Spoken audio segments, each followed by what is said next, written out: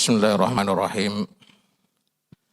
Assalamualaikum warahmatullahi wabarakatuh. Alhamdulillah rabbil alamin. Salatu wassalamu ala asyrafil anbiya wal mursalin.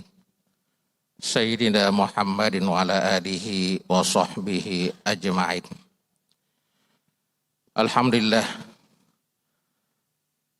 tidak bosan-bosannya kita mengucapkan syukur alhamdulillah. Karena pada hari ini Allah masih memberikan kita hidayah. Wabil khusus hidayah taufiqiyah. Merupakan hidayah yang bersifat kekuatan untuk kita tetap istiqomah dalam ketaatan. Selawat serta salam kita aturkan pada junjungan Nabi besar Muhammad sallallahu alaihi wasallam. Allahumma sholli wa sallim wa barik alaihi. Semoga kita semua bisa mendapatkan syafaatnya nanti dan semoga Rasulullah bisa kita jadikan sebagai uswah, tauladan, panutan dalam segala aspek kehidupan kita. Hadirin jamaah salat subuh yang dirahmati Allah Subhanahu wa taala, seperti biasa setiap hari Ahad subuh kita duduk bersama sama-sama mendengarkan tausiah kajian Islam, dan insya Allah tausiah kajian Islam pada kesempatan ini akan disampaikan oleh Ustaz kita, Ustaz Syamsul Ibrahim SPDI. Semoga apa yang disampaikan Ustaz kita nantinya bisa menjadi ibrah, menjadi pelajaran nasihat bagi kita semua dalam meningkatkan iman, ilmu, dan amal soleh kita. Amin. Allahumma amin.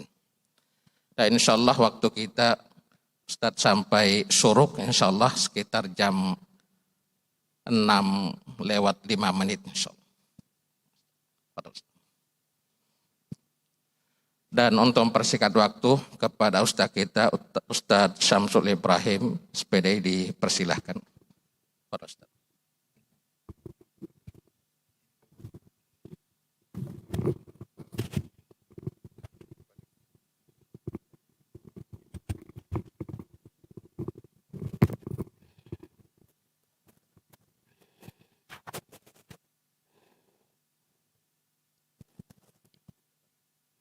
Pakai aja kan.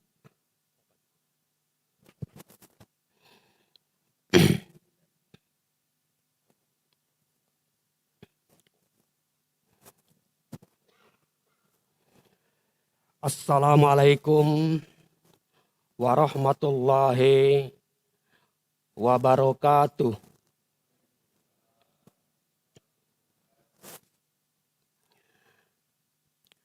Alhamdulillahi rabbil alamin. Wa bihi nasta'inu ala umurid dunya waddin. Wa ala alihi wa sahbihi ajmain.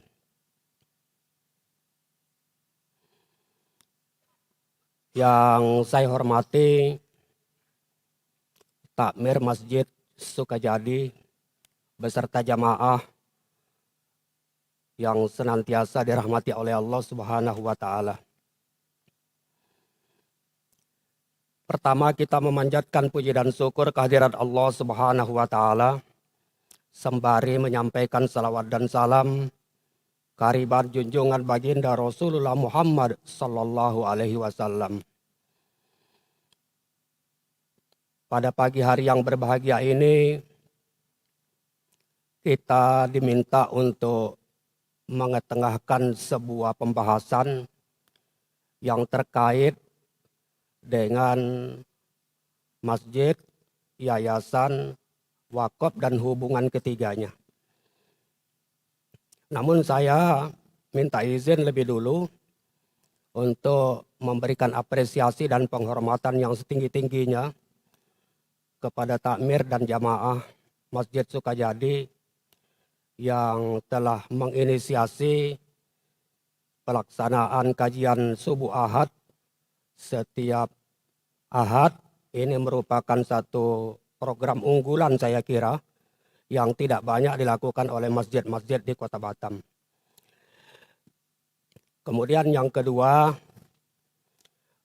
Ada pepatah mengatakan tidak kenal maka tak sayang, maka saya lebih dulu mengenalkan diri bahwa saya saat ini aktivitas berada di Badan Wakaf Indonesia Kota Batam dan sekaligus juga ikut aktif di pimpinan wilayah Dewan Masjid Indonesia Provinsi Kepulauan Riau.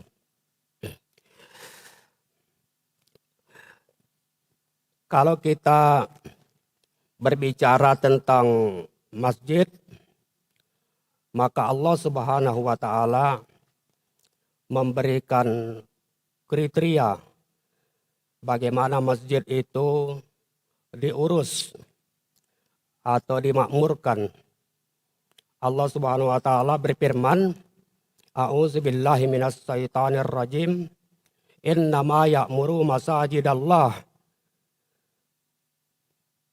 Sesungguhnya yang mengurus atau memakmurkan masjid-masjid Allah itu man amana billahi wal yaumil akhir. Hanyalah orang-orang yang beriman kepada Allah dan beriman kepada hari akhir.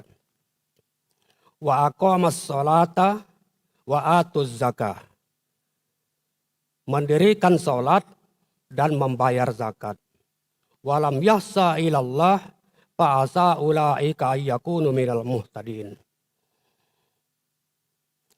Dan tidak takut kepada siapapun selain daripada Allah. Mereka lah orang-orang yang diharapkan mendapat petunjuk.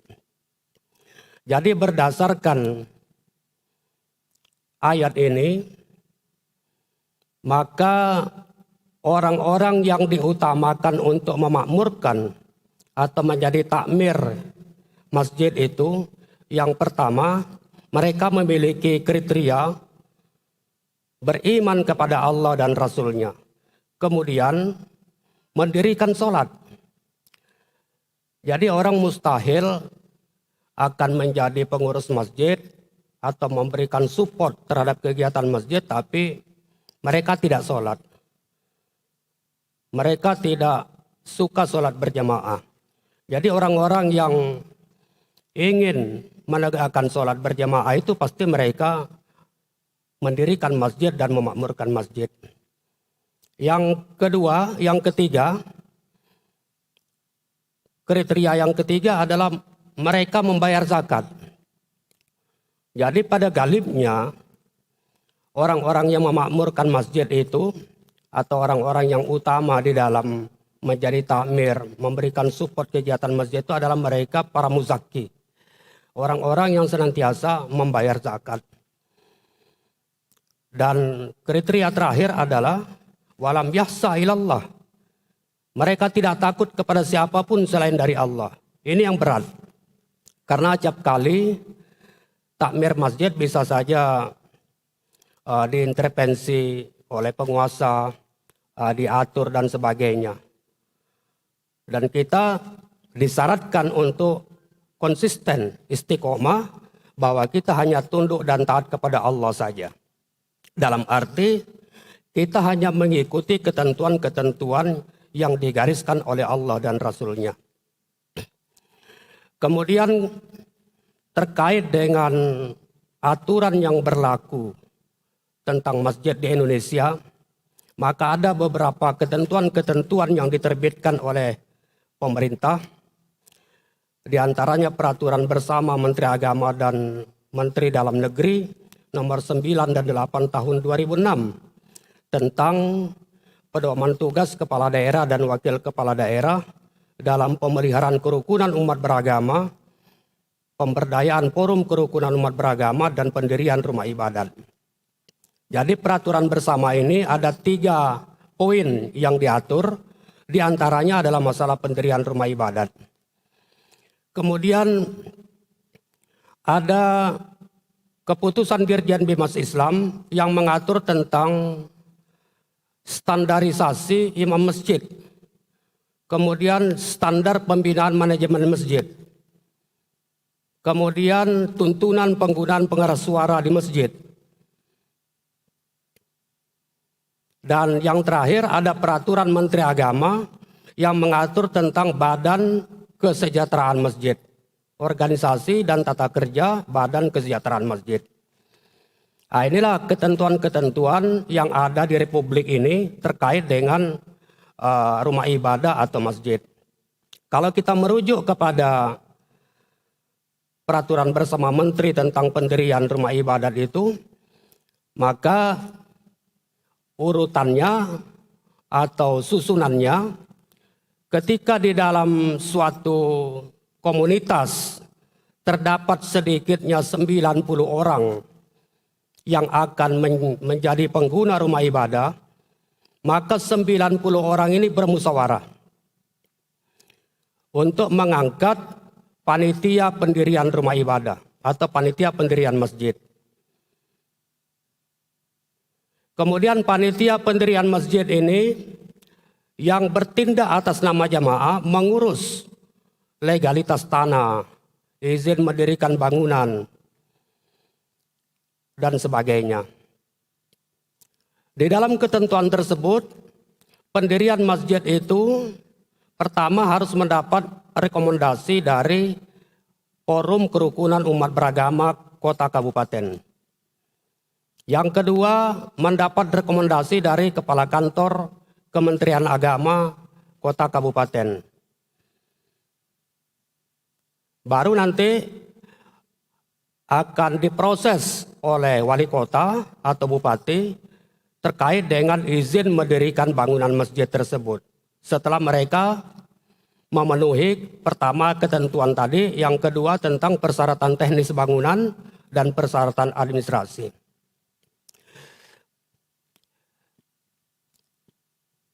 Jadi negara sebenarnya tidak ingin masuk mencampuri urusan ekspresi keagamaan seseorang sebenarnya. Tetapi terkait dengan pendirian rumah ibadah, ini adalah hal yang berbeda. Jadi beribadah dengan mendirikan rumah ibadah itu satu hal yang berbeda. Kalau mendirikan rumah ibadah itu terkait dengan kepemilikan tanah, kemudian hubungan kita dengan lingkungan kita, dengan manusia lainnya, dan seterusnya, yang bisa saja akan menimbulkan sengketa. Oleh karena itulah negara hadir untuk mengatur bagaimana hubungan ini bisa dinamis, bisa tidak menimbulkan gesekan. Maka dibuatlah kesepakatan-kesepakatan dalam bentuk aturan negara. Tapi kalau beribadah, negara tidak pernah masuk. Jadi kita bagaimana kita sholat, negara tidak atur. Tapi di mana kita mau sholat, negara mesti atur. Kemudian masjid itu sekurang-kurangnya meliputi 3 hal. Kalau kita membentuk manajemen masjid, sekurang-kurangnya menyangkut 3 hal. Yang pertama, idaro masjid, imaro, dan riayah. Idaro ini yang terkait dengan manajemen, pengorganisasian, administrasi, keuangan, kepengurusan.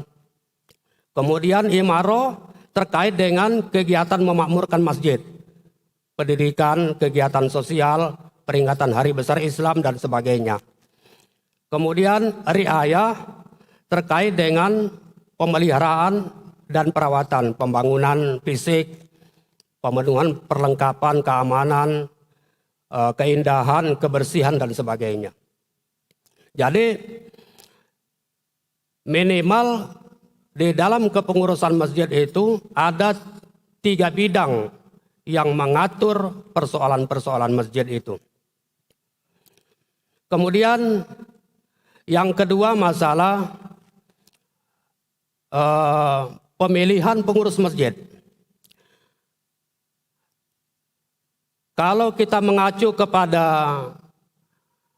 ketentuan standar manajemen masjid yang diterbitkan oleh Dirjen Bimas Islam Kementerian Agama Republik Indonesia, maka takmir atau pengurus masjid itu dipilih oleh jamaah.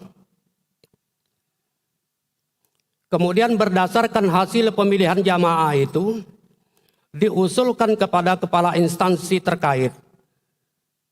Kalau di Indonesia ini kan ada tipologi masjid, ada masjid negara, seperti Masjid Istiqlal Jakarta itu namanya masjid negara, di mana takmirnya diusulkan dan diangkat oleh Menteri Agama. Kemudian di tingkat provinsi ada namanya masjid raya, di mana takmirnya diusulkan oleh Kakanwil Kementerian Agama dan ditetapkan dengan keputusan gubernur.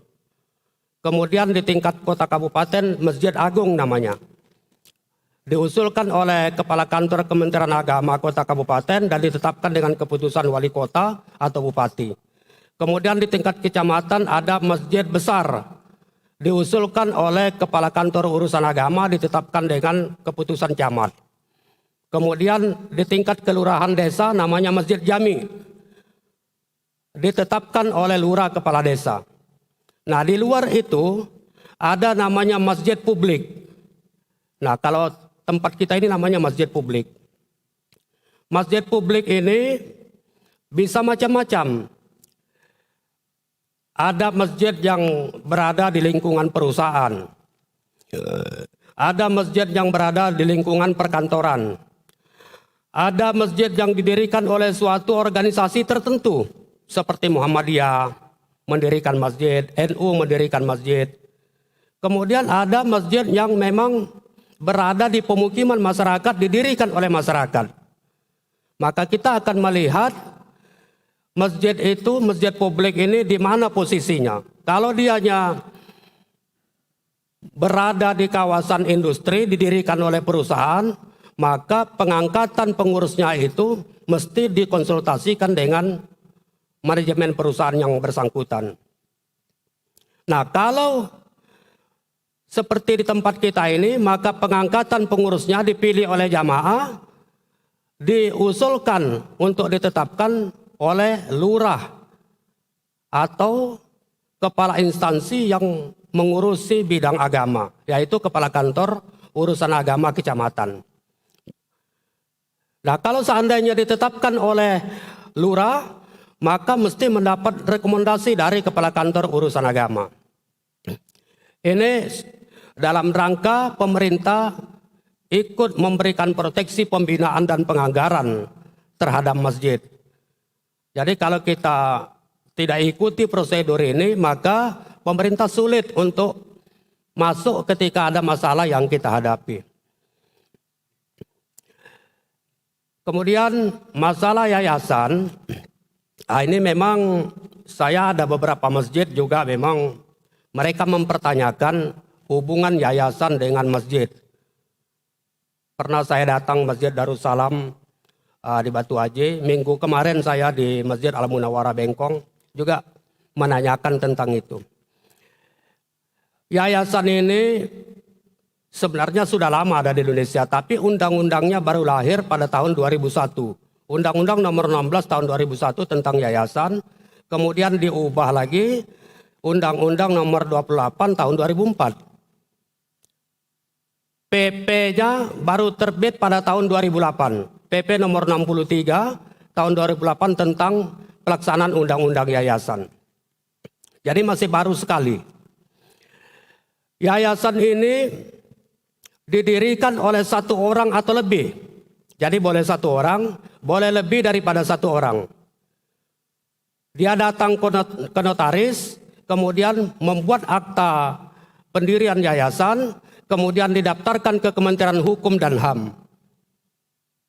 Kemudian pendiri yang satu orang tadi itu mengangkat dan memberhentikan pengurus dan pengawas yayasan setiap 5 tahun. Dan dapat dipilih kembali untuk 1 kali masa jabatan. Jadi ini bedanya kalau masjid dipilih oleh jamaah, disahkan oleh kepala instansi atau lurah. Kalau yayasan, takmirnya, pengurusnya diangkat oleh pembina yayasan setiap 5 tahun. Dan bisa saja diberhentikan sebelum masa jabatannya selesai. Nah, lalu bagaimana hubungan yayasan dengan masjid? Kita akan dudukkan dulu, akan lihat apakah yayasan yang mendirikan masjid atau masjid yang mendirikan yayasan. Nah, baru nanti kita akan cari benang merahnya.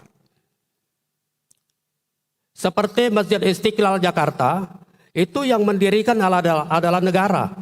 Yayasannya baru datang belakangan. Takmir masjidnya diangkat oleh Menteri Agama. Nah, sehingga yayasan itu menjadi subordinat daripada masjid yang menjalankan kegiatan-kegiatan di bidang sosial, kemanusiaan, dan keagamaan.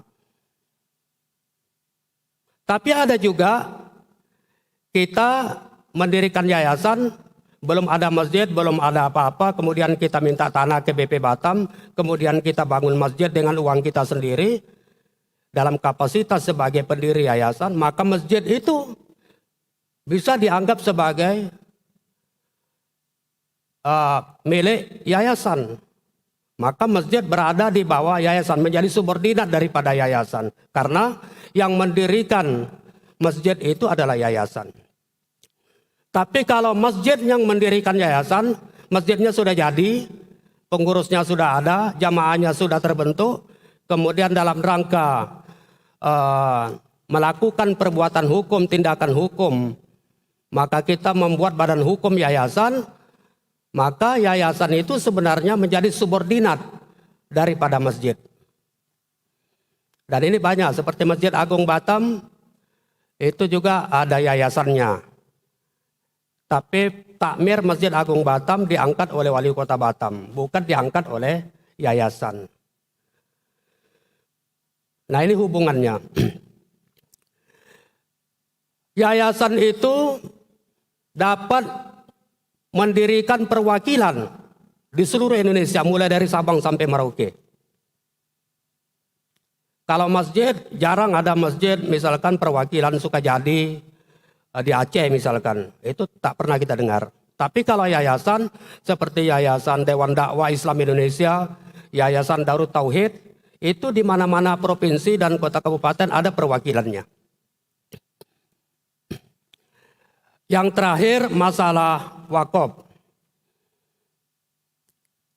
Wakaf ini sebenarnya peranata ekonomi Islam yang sudah menjadi syariat Islam.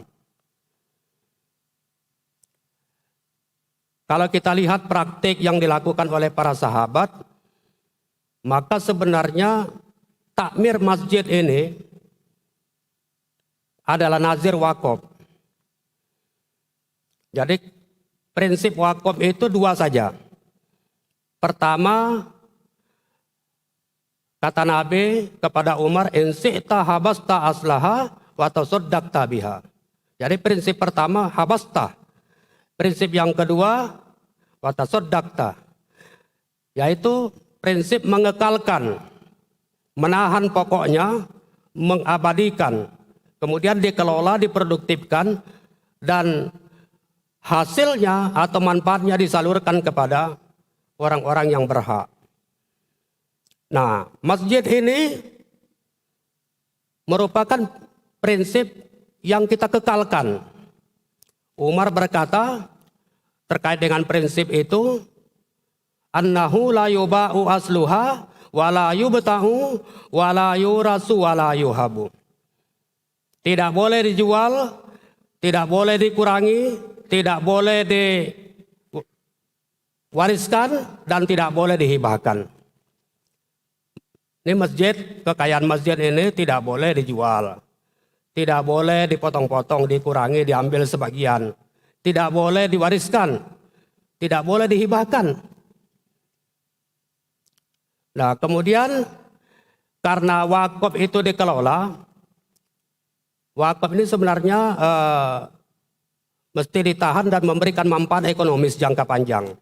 Maka Umar berkata, fatasaddaqa Umar fil fuqara wa fil qurba wa fir riqab wa fi sabilillah wa bnis sabil wa daim.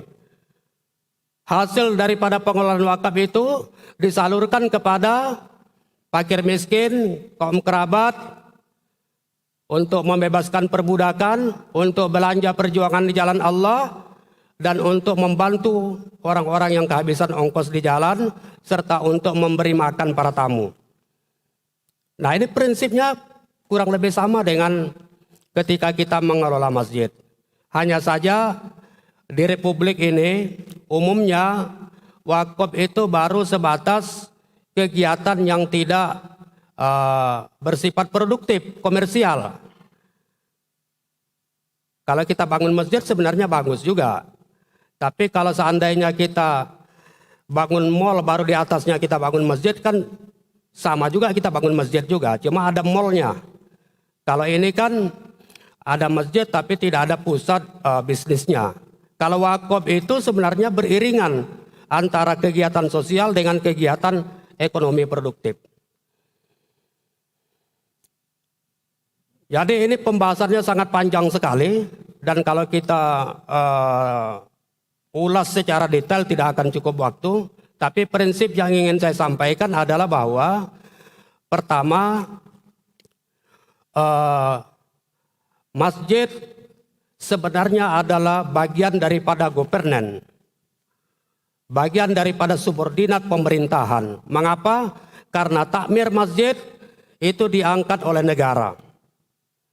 Kemudian imam masjid itu diseleksi berdasarkan ketentuan keputusan Dirjen Bimas Islam tersebut.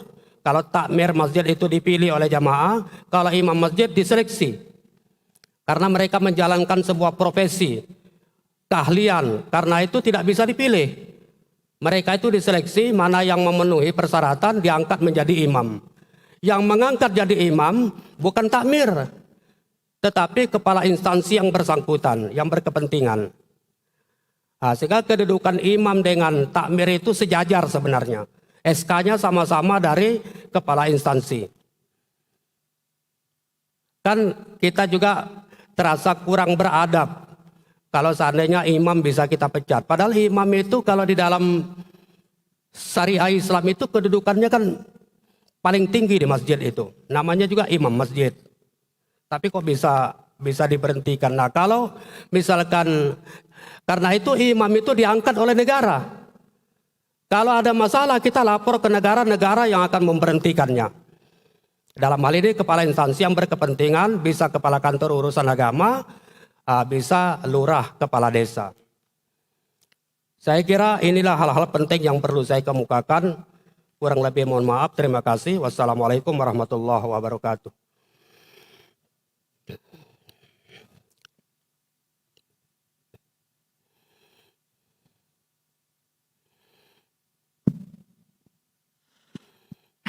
Alhamdulillah, barusan kita ikuti bersama kajian yang singkat tapi sangat padat. Ya. Mungkin ada hal-hal yang ingin ditanyakan terkait dengan apa yang disampaikan Ustaz kita nantinya. Kita masih punya waktu sekitar kurang lebih 20 menit ya. Bapak-bapak yang ada yang ingin disampaikan dipersilahkan, Pak. Silakan, Pak.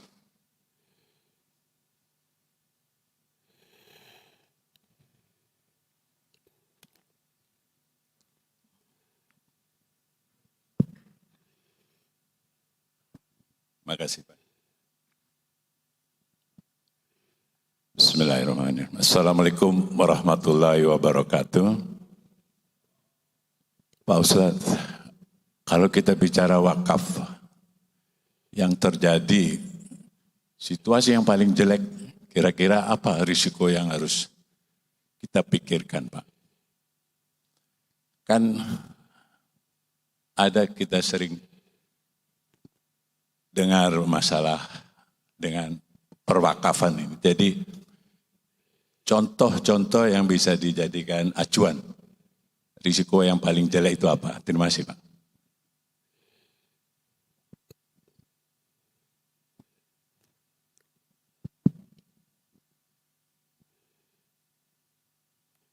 Apa pertanyaannya tadi? Yang apa Pak? Ya. Sering kita dengar Ya. masalah wakaf itu juga Ya. banyak permasalahannya. Ya. Dari yang Bapak ketahui, contoh masalah yang Ya. sudah memang terjadi. Ya. Itu yang paling jelek apa Pak? Yang memang harus kita waspadai kalau kita bicara masalah wakaf. Ya, ya. Paham ya Pak ya? Terima kasih. Baik, terima kasih. Jadi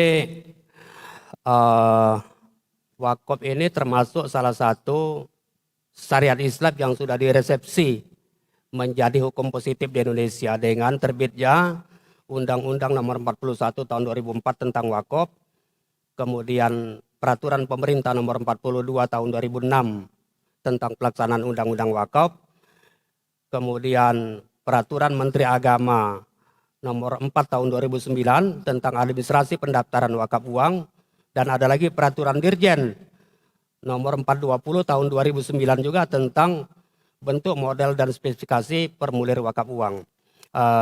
Kita tidak bicara masalah wakaf uangnya, tapi wakaf itu dasar-dasarnya harus memenuhi 6 unsur. Pertama, ada wakifnya, ada harta benda wakafnya. Kemudian ada wakif, orang yang berwakaf. Kemudian ada nazir, orang yang mengelola, menerima dan mengelola wakaf. Kemudian ada ikrar. Ikrar ini penting di dalam hukum syariat Islam. Ketika seseorang sudah menyatakan ikrar, maka hukum wakaf jatuh. Kemudian ada peruntukan. Isi daripada ikrar itu adalah peruntukan. Kalau misalkan orang datang kemari bawa uang 1 juta, kemudian dia mengatakan ini uang mau saya serahkan untuk pembangunan masjid. Maka dia sudah mengikrarkan bahwa uang itu adalah untuk pembangunan masjid. Kemudian jangka waktu. Ada wakaf itu ada jangka waktu selamanya dan ada jangka waktu tidak selamanya. Nah, jadi kita di Batam pada umumnya, bahkan di Indonesia, itu nyaris tidak ada harta benda wakaf yang terdaftar secara resmi di pemerintah. Nazirnya pun, takmir masjid itu pada hakikatnya adalah nazir ketika dia sudah mendaftarkan diri. Jadi masjid ini sebagai bagian daripada negara, wakil negara, maka dia boleh membuat yayasan, membuat koperasi, membuat perseroan perusahaan, membuat apapun yang ada untuk memakmurkan masjid itu. Termasuk membuat lembaga amil zakat, nazir wakaf, dan sebagainya. Jadi ketika kita mau pungut wakaf dengan jamaah, kita harus lebih dulu menjadi nazir. Kalau kita mau memungut zakat, memungut impak sodako, hibah, fidyah, kifarat, wasiat, kita mesti menjadi amil dulu. Menjadi unit pengumpul zakat atau satuan pengumpul zakat. Ini kalau kita mengacu ke undang-undang. Takmir masjid itu tidak dengan sendirinya boleh memungut impak sebenarnya. Selama dia belum menjadi amil. Tidak boleh memungut wakaf kalau dia belum menjadi nazir. Tidak boleh menjalankan bisnis atas nama jamaah kalau belum menjadi koperasi atau menjadi baitul mal, menjadi baitul tamwil dan seterusnya seperti itu. Jadi saya kira terkait dengan pertanyaan Bapak itu hanya perlu unsur-unsur wakaf tadi itu dipenuhi lebih dulu. Nanti kalau ada hal-hal yang perlu kita lebih jelaskan lagi dan kita selesaikan secara administrasi, kita boleh ketemu di kantor Badan Wakaf Indonesia atau di kantor Kementerian Agama Kota Batam. Saya kira itu.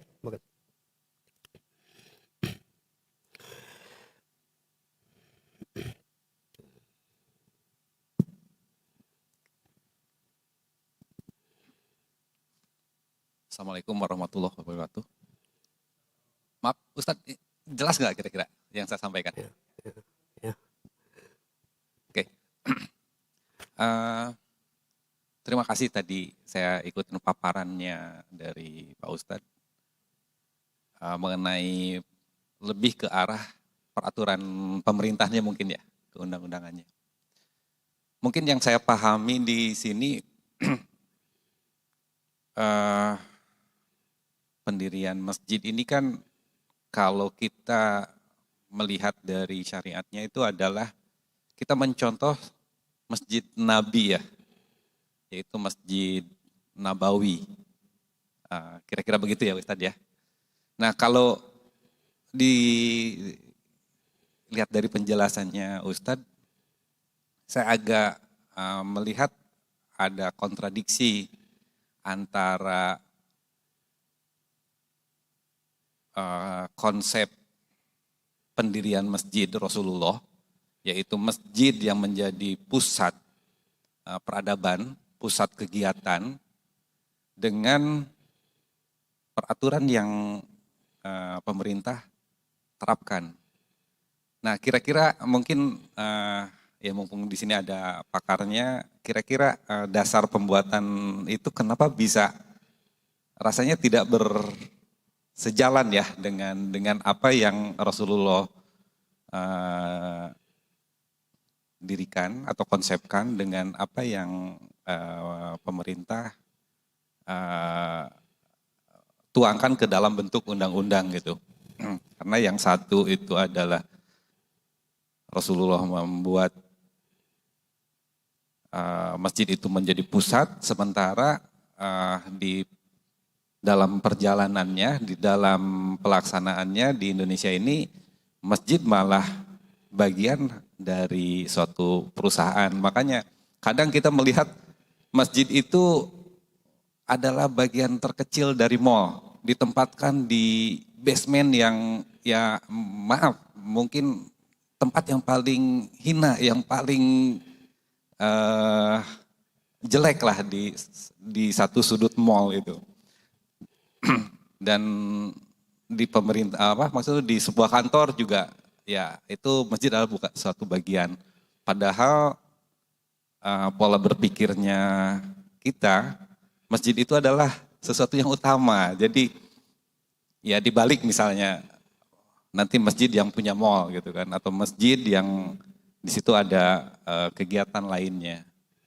Nah, saya mohon penjelasan kira-kira undang-undang ini mungkin sejarahnya seperti apa Ustadz, mumpung kita ada Pak Ustadz di sini gitu. Terima kasih. Assalamualaikum warahmatullahi wabarakatuh. Baik, terima kasih. Kalau kita lihat fungsi masjid di zaman Rasulullah itu banyak sekali. Masjid itu sebagai markas militer. Masjid menjadi Baitul Mal, Departemen Keuangan. Kemudian masjid juga menjadi pusat pendidikan, madrasah. Masjid juga menjadi pusat perbelanjaan, pasar. Kemudian menjadi kantor negara, masjid itu. Jadi Nabi menerima tamu-tamu negara di masjid. Pendeknya masjid itu menjalankan urusan dalam segala aspek kehidupan kita. Nah, karena banyak sekali aspek yang diurus oleh masjid ini, maka memang diperlukan kolaborasi dan sinkronisasi takmir dengan jamaah, takmir dengan pemerintah.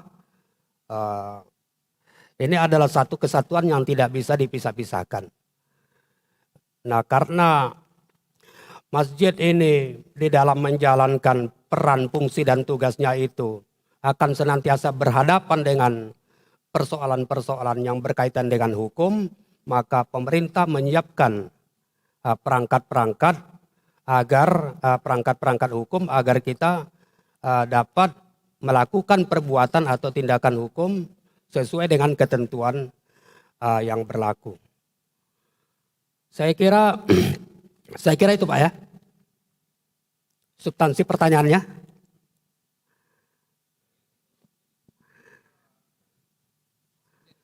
Coba Bapak dekat sini Pak. Ya. Seperti yang barusan ditegaskan itu, jadi masjid itu adalah pusat ya. Jadi masjid di situ juga mengatur sampai militer aja ada di situ gitu kan. Strategi perang di situ, bermuamalah pun juga di lingkungan masjid gitu kan. Tapi kalau kenyataannya di kita ini malah terbalik gitu. Masjid itu adalah bagian dari suatu kegiatan utamanya, bukan jadi pusat kegiatannya. Kan sebetulnya konsepnya seperti itu ya Ustaz ya. Bahwa masjid itu adalah pusat dari semua kegiatan. Karena seorang muslim atau muslim itu diatur tidak lepas dengan mengingat Allah. Artinya masjid itulah jadi pusat semua kegiatan. Tapi kenyataannya di kita malah terbalik gitu kan. Masjid itu hanya satu bagian kecil gitu. Nah ini kan pola pikir terbalik rasanya gitu menurut saya. Kira-kira di mana ya benang putusnya itu Pak? Karena apakah perundang-undangannya tidak mensupport ke situ ataukah ya lebih jauhnya malah mungkin apakah undang-undang itu dibuat seperti apa Ustadz? Waktu dibuat sampai terjadi saat ini seperti terbalik gitu ya. Bukan jadi pusat kegiatan lagi masjid itu. Hanya sekedar untuk ibadah atau hanya untuk sekedar sholat saja gitu kan di situ. Nah di mana letak ya kalau saya bilang mungkin benang putusnya gitu ya. Ya. Tidak menjadi pusat kegiatan. Padahal kan konsep sesungguhnya itu adalah pusat kegiatan Ustadz masjid itu. Terima kasih. Ya, saya kira prinsip dari penyusunan suatu undang-undang, aturan atau regulasi itu lebih dulu meminta masukan dari masyarakat. Jadi aturan yang berkaitan dengan hukum-hukum Islam di negara kita ini sebenarnya itu masukan dari para ulama. Jadi pembahasannya bertingkat-tingkat. Masukan dari berbagai pihak maka menjadilah hukum positif. Termasuk aturan mengenai masjid tadi. Sudah ada beberapa aturan yang diterbitkan oleh pemerintah itu. Sebenarnya itu keinginan umat Islam, bukan keinginan pemerintah. Hampir 90% isi aturan yang ada di Republik ini yang berkaitan dengan masalah agama itu berasal dari umat beragama yang bersangkutan. Jarang sekali, kalaupun ada pembagian komposisi mungkin pemerintah 20%, 80% pasti berasal dari komunitas yang bersangkutan. Ini sebagai contoh, tuntunan penggunaan pengeras suara misalnya. Itu kalau kita lihat di dalam syariat Islam, kita kan di komunitas kita ini, yang tidak ikut berjamaah itu juga ada 4 kelompok. Kemudian di komunitas kita ada orang sakit, ada orang tak sehat. Maka negara mengatur bagaimana pengeras suara itu jangan sampai kemudian menimbulkan persoalan dengan lingkungan di sekitarnya. Jadi itu saja sebenarnya. Tapi kalau nanti ada ternyata koreksi dari masyarakat, ternyata itu menyalahi prinsip-prinsip agama yang bersangkutan, maka itu bisa kita sampaikan dan akan terkoreksi dengan sendirinya. Saya kira barangkali karena sudah jam 6 kita close dulu ya. Ada satu lagi di belakang. Satu lagi mungkin.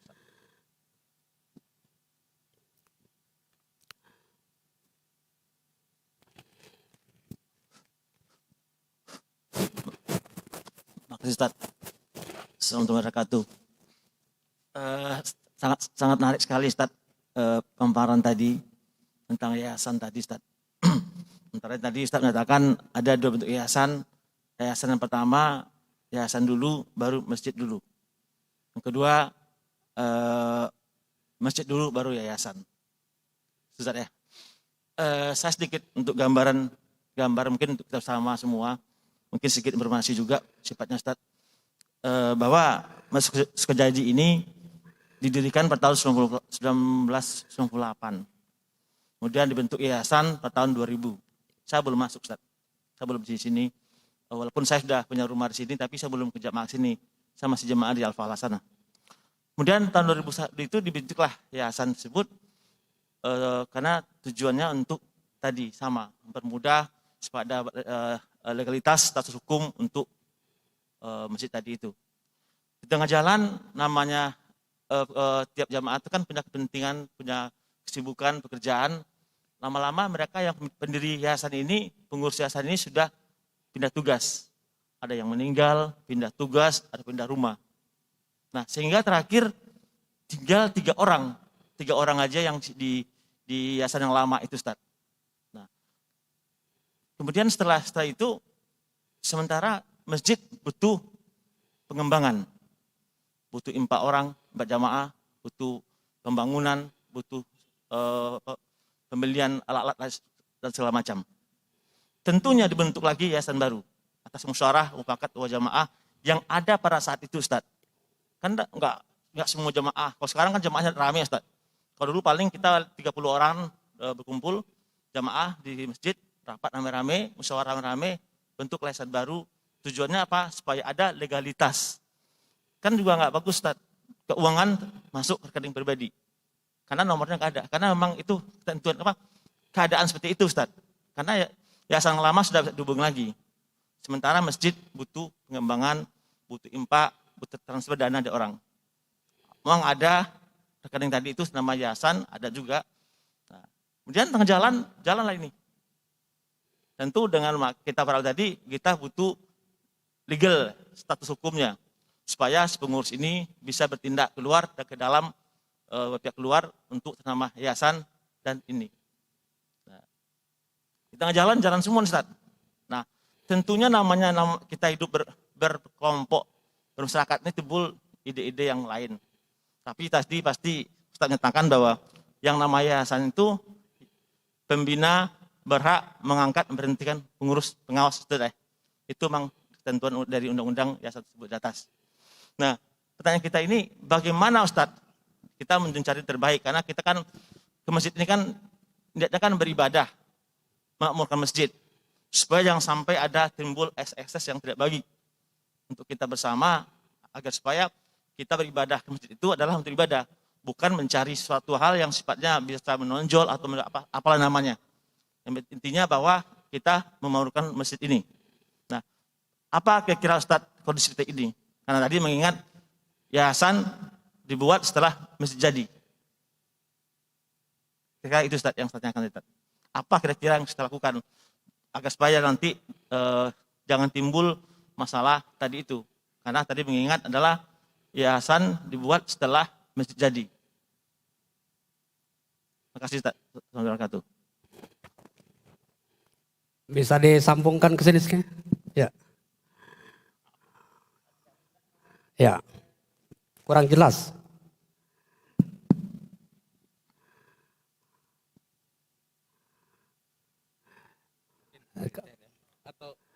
Ya. Ya. Kesimpulannya ya, apa nih? Jadi terkait apa namanya kriteria untuk pengurusan yayasan ini, yang untuk pemilihan. Hah? Untuk yayasan. Ya. Atau mungkin Wah, biar jangan salah. ya. Dekat sini aja Pak. Ya. Kesimpulannya aja.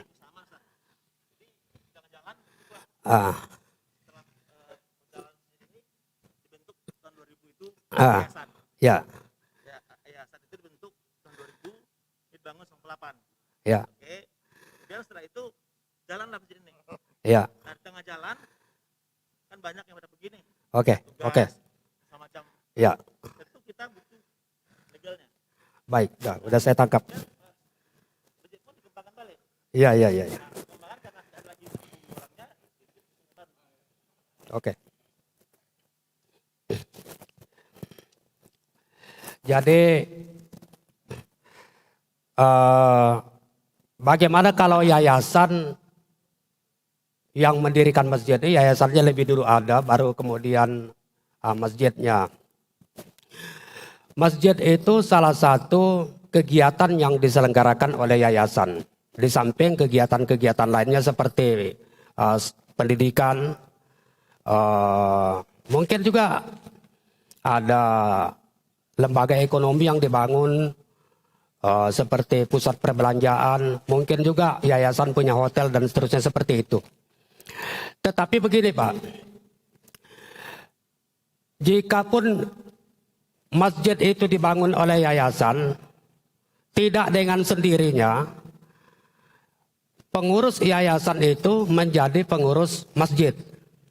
Jadi ini suatu hal yang terpisah. Pengurus masjid biarkan tetap mengikuti prosedur yang ada, mengikuti ketentuan peraturan yang dikeluarkan oleh Kementerian Agama, dipilih oleh jamaah, ditetapkan oleh instansi yang bersangkutan. Sama juga ketika kita mendirikan lembaga pendidikan, kita harus tunduk kepada undang-undang pendidikan, peraturan Menteri Pendidikan yang mengatur tentang pendidikan itu. Karena apa? Karena secara eksplisit di dalam anggaran dasar yayasan itu tidak mengatur secara teknis bagaimana masjid diatur, bagaimana sekolah diatur, itu di dalam undang-undang yayasan tidak ada mengatur. Di dalam undang-undang yayasan itu anggaran dasar yayasan hanya mengatur masalah kepengurusan yayasan. Nah, saya kira tidak ada benturan. Yayasan, pengurus yayasan punya masa bakti setiap 5 tahun. Kemudian kalau misalkan masjid ini disepakati setiap 5 tahun juga, maka setiap 5 tahun diadakan pergantian takmir masjid, dikembalikan lagi kepada jamaah. Jadi ada evaluasi secara berkala. Tetap tidak menghilangkan keberadaan yayasan, fungsi yayasan untuk ikut mengatur kegiatan masjid tersebut. Tetapi di lantaran ada aturan yang terpisah, maka kita klasifikasikan yang mana pengurusan masjid, yang mana pengurusan yayasan, yang mana pengurusan koperasi dan seterusnya seperti itu. Saya kira mungkin cukup begitu dulu, Pak. Nanti kalau misalkan ada hal lain lagi kita boleh komunikasi lewat jalur lain. Terima kasih. Kurang lebih mohon maaf. Ya. Enggak.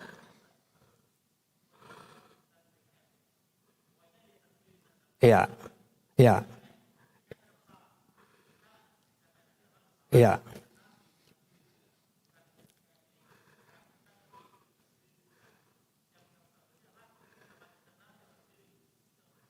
Baik, ya.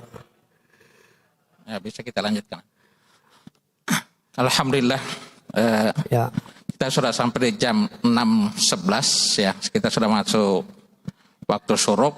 Insya Allah bincang-bincang kita Ustaz, Ya. kita bisa Terima lanjutkan kasih. nanti Assalamualaikum di warahmatullahi wabarakatuh. acara sarapan bersama nanti. Bisa kita lanjutkan bincang-bincangnya. Ya, semoga apa yang disampaikan Ustaz kita bisa menjadi ilmu yang berkah bagi kita semua. Dan juga semoga apa yang disampaikan Ustaz kita juga menjadi ilmu jariah bagi Ustaz kita. Amin Allahumma amin. Kita tutup dengan baca doa kafaratul majlis. Subhanakallahumma bihamdik. Asyhadu an la ilaha illa anta astaghfiruka wa atubu ilaik. Wassalamualaikum warahmatullahi wabarakatuh.